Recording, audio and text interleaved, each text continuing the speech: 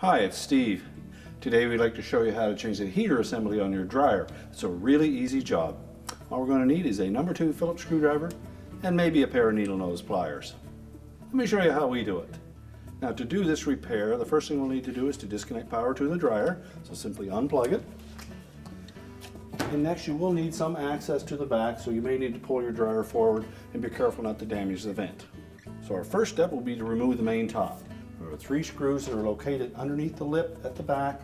We'll just need to remove those. So first of all, we need to remove the main top. It's held in place with 3 screws located across the back underneath that lip.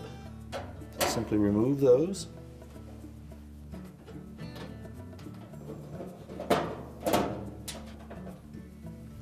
Now once we remove the 3 retaining screws at the back of the main top, we can then just pull it back a little bit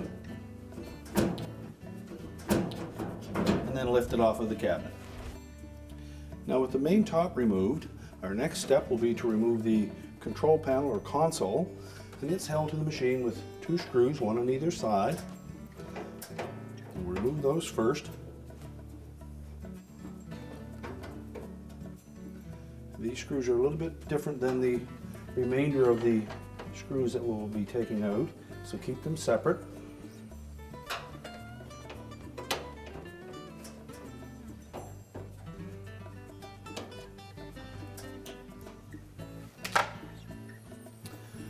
Next, we'll release the wire harness from this connector on the top of the bulkhead.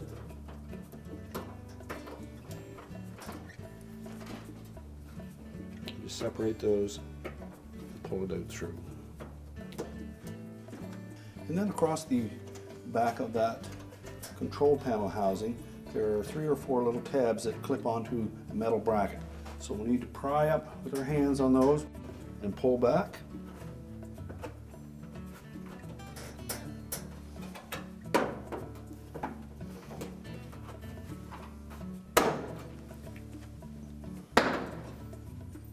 Pull forward until you release them. There are also a couple of tabs on the bottom.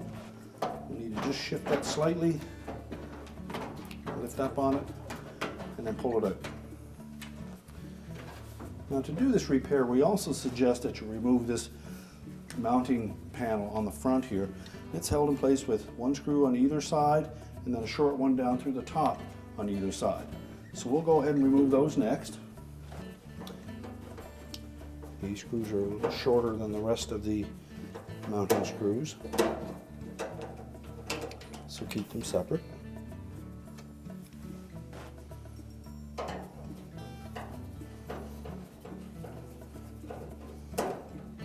Now before we can remove the control panel mounting bracket, we need to remove 4 screws across the top of the front panel. So with the control panel tilted down out of the way,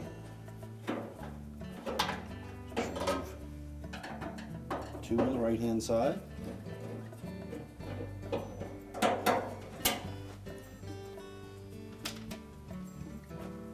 You will have to hold the control panel just to the side enough to remove that screw, and then while holding the control panel out of the way, we can remove the 2 on the left.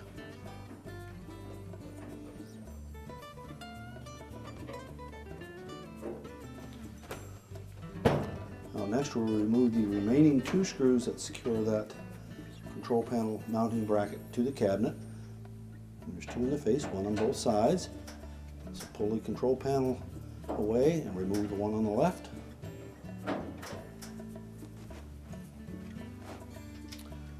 Now next we'll remove 4 more screws that secure the top of the front panel to that mounting bracket.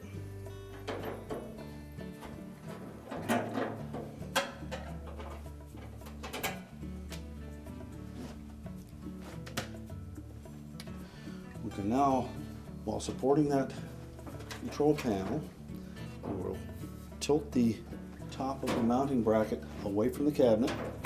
Just lift up slightly, pull it away.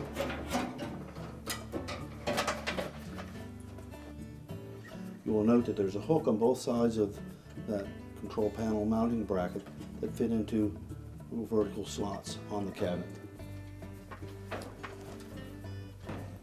With that released, we can then disconnect the door switch harness.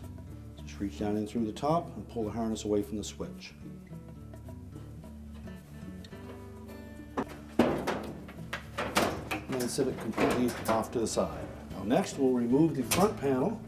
To do so, we'll open the door up and we're going to remove 2 screws located down in the lint filter area.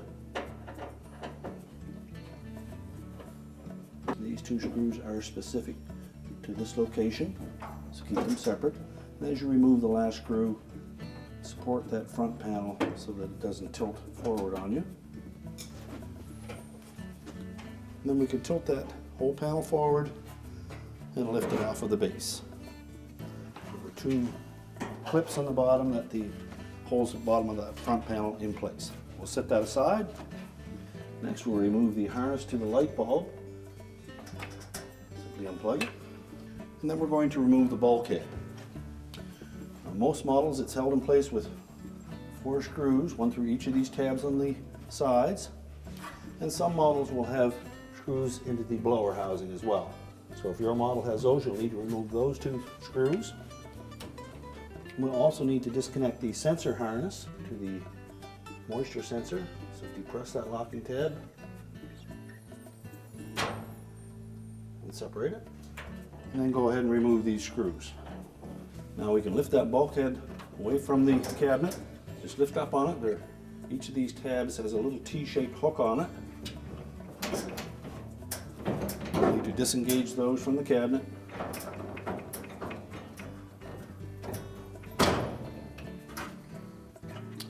Lift up slightly on the drum and then pull that housing away. Now with the front bulkhead removed, we can set that aside. So our next step will be to remove the belt from the idler and motor pulleys. So we're going to reach in on the right hand side.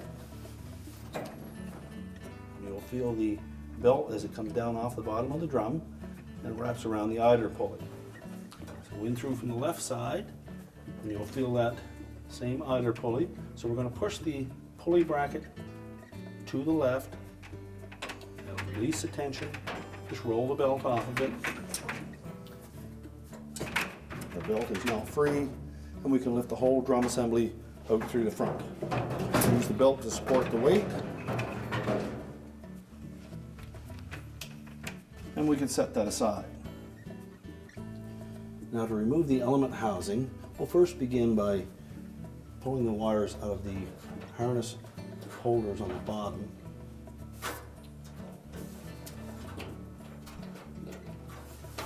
Pull the white one from the rear holder.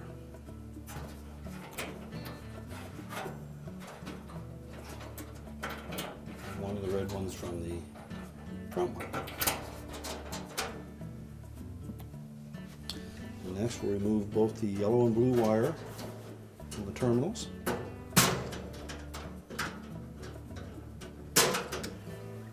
As well as the red one on the rear. And next we'll remove these 2 screws.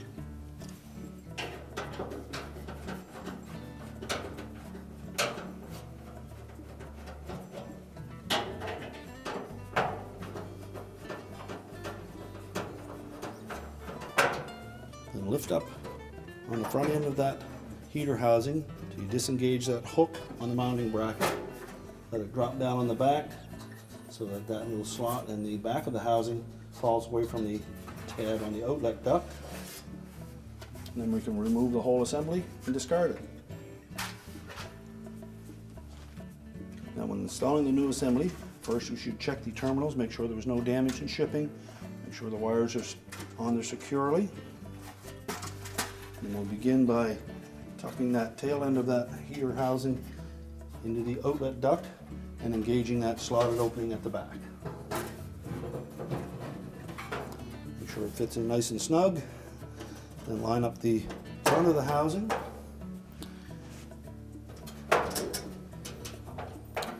And reinstall the 2 retaining screws.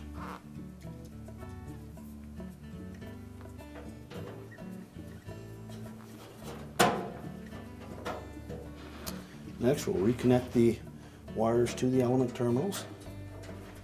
Make sure they're nice and snug. And if not, tighten the terminals with your needle nose pliers.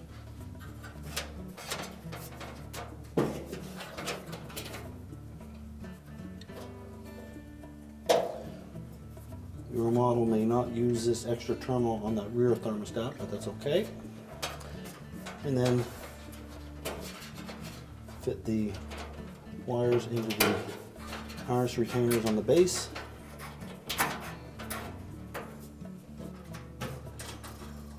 Make sure all of those are snug. And now we can start to reassemble the dryer. And using the belt to support the weight of the drum, we'll just lift the whole assembly into the dryer. And we'll fit the back of that drum onto the rear drum rollers. And again, just make sure that that belt is groove side against the drum.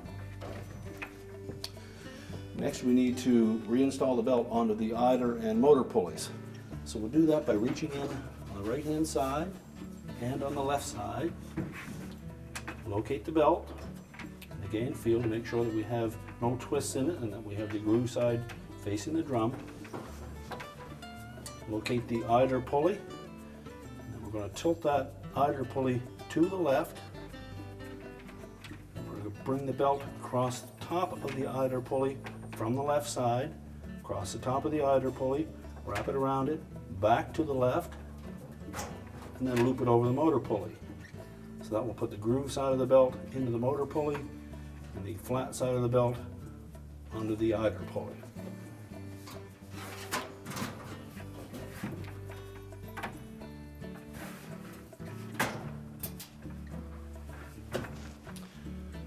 And then we're just going to rotate that drum a couple of rotations. We should see the blower wheel rotate at the same time. That will help center the belt on the drum. And just keep an eye on it, make sure that it stays with the groove side against the drum. Double check, make sure it stayed flat side on the idler pulley and groove side on the motor pulley. And now we can put the front bulkhead back on. Now when reinstalling the front bulkhead, we need to make sure that these little T-hooks properly engage the openings in the lip of the cabinet at the front. We'll also have to make sure that the drum sits firmly on the front drum rollers. So we'll lift up on the drum as we position the bulkhead.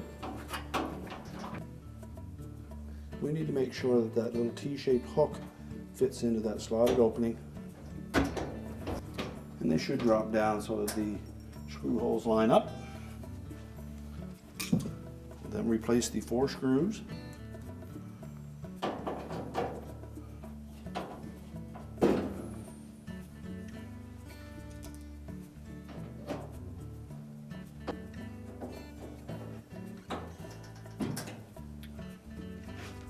Remember to reconnect the sensor wire to the harness.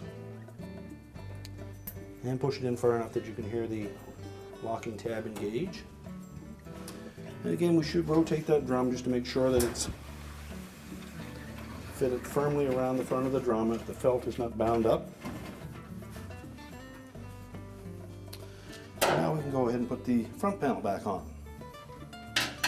Now when installing the front panel, I want to make sure that we engage both of those tabs on the bottom of the frame, the slotted openings on the bottom of the front panel. Just tilt it into position. Then while supporting it, I'm going to open that door, and then we'll reinstall the 2 screws into the filter housing.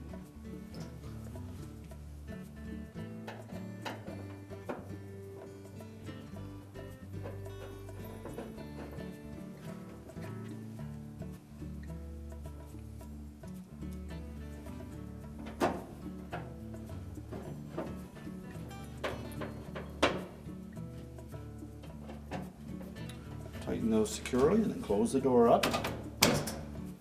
Now next we'll reconnect the wire harness to the light bulb. Make sure it's firmly inserted. And then we'll pivot the mounting bracket and control panel housing down into position.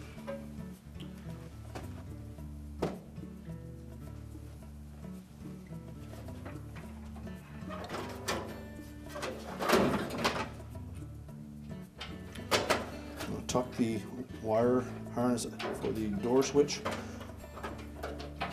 out first, and then we need to position that mounting bracket in behind the lip of the front panel on both sides. And there are also a couple of hooks on the sides of that mounting bracket that will fit into slotted openings on the cabinet on either side. Make sure they're properly engaged, and then we'll install the 2 screws through the top. Now, the top screws are the 2 short ones.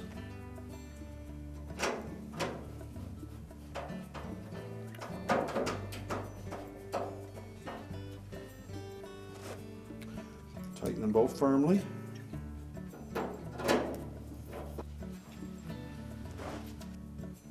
Next, we'll put the 2 side screws in for that mounting bracket.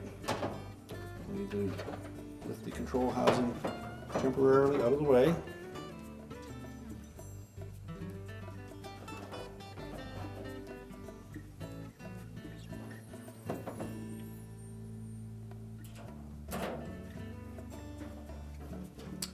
Next, the 4 screws across the top of the front panel.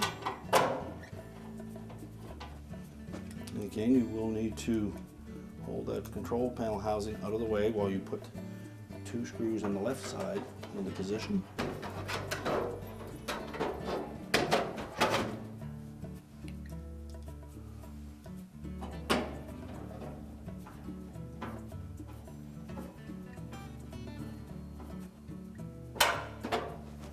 Now, with all the screws tightened securely, we next need to make sure that we reconnect the wire harness to the door switch. And you'll note that there is a groove on one side of that connector that will face towards the drum. Make sure it's fully inserted into the door switch. And then we can reposition the control panel. As noted, there are a couple of tabs on the bottom that will fit into these slots on the top of the front panel. Now, the easiest method to put that control panel back in position is to tilt it forward at the bottom, tuck the control panel into that opening, and then you can lift up, line up the slots on the bottom, make sure it's centered, and then we'll just squeeze the top of it together to engage the clips across the top.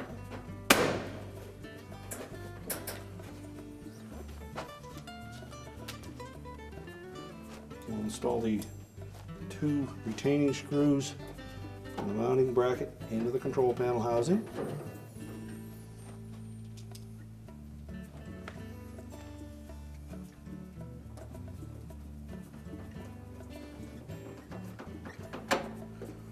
We'll tuck the wire harness back into the retaining clips.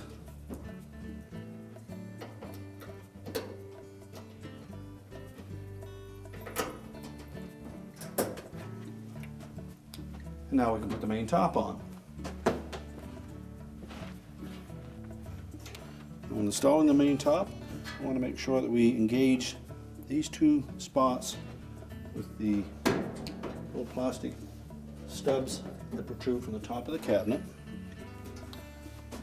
So line it up side to side properly, set it back about an inch gap between the back of the control housing and the top. And push it forward, and that should engage the top. Install the 3 retaining screws across the back.